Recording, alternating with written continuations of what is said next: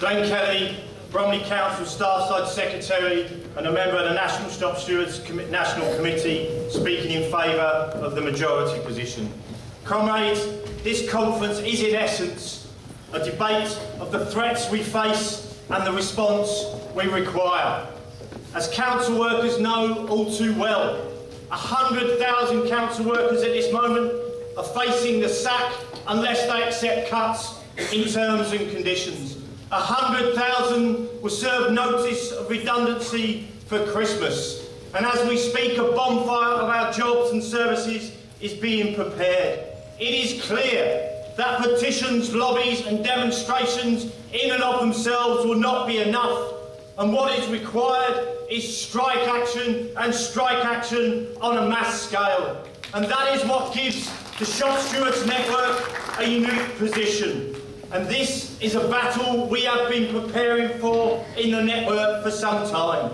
At the last Shop Stewards National Conference, we told our members to go out, get involved in and set up the anti-cuts campaigns. And that is what they have done, and that is what you have done. It is a testament to say that there is not a single anti-cuts campaign in Britain today that does not involve Shop Stewards Network in a leading role or having set it up. That is why the TUC bureaucrats are in effect trying to ban some branches delegating, or in likes of Unison threatening witch hunts against members for being involved in them, or in some areas so frightened by our anti-cuts campaigns and now talking of setting alternatives up, because for some of the union bureaucracy they see them as little more than as election machines for New Labour.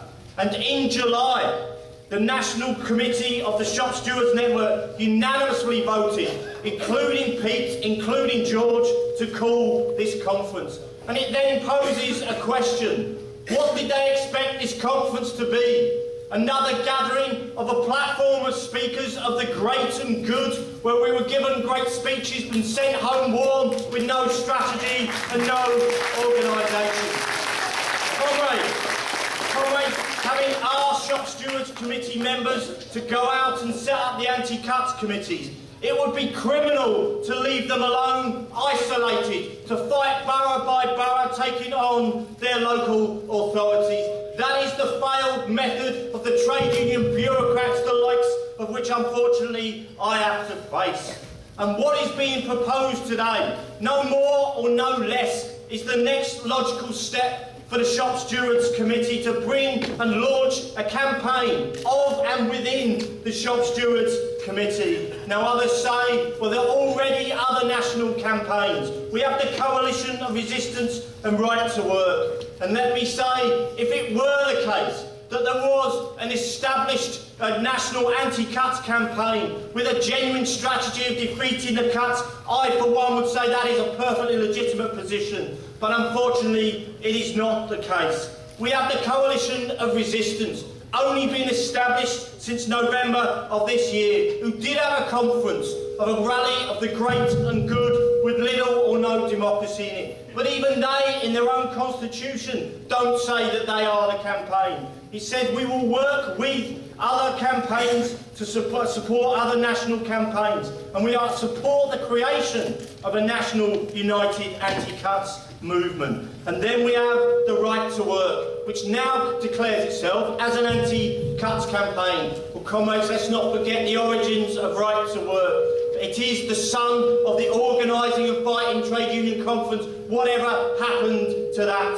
The reality is the Right to Work was set up not as an anti-cuts campaign, but in opposition to this body itself, and that rightly it was condemned for doing it. And it has failed to break the Shop Stewards Committee, and now it pleads for unity. If they want unity, why is the Right to Work going out and setting up anti-cuts campaigns where they're already in existence? And we are called. We're accused of dividing the movement. And Pete said we don't need another campaign. Well, I'll pose a question then, Pete. Why are the Right to Work and the Labour Representation Committee setting up and calling another conference on the 12th of February, the People's Convention, if you don't want another committee. Comrades, the final comments I want to make. The key question is not how long we've been in existence, but in effect what we stand for, and nor how big a conference. It isn't enough to simply say you are against the cuts, it's what are you going to do about it. You have to stop then. And the coalition, unfortunately, final sentence, the coalition, unfortunately, comrades, has taken a position of giving support at its next conference to the likes of the Mayor of Hackney, Jules Pipe, about to impose £80 million of cuts.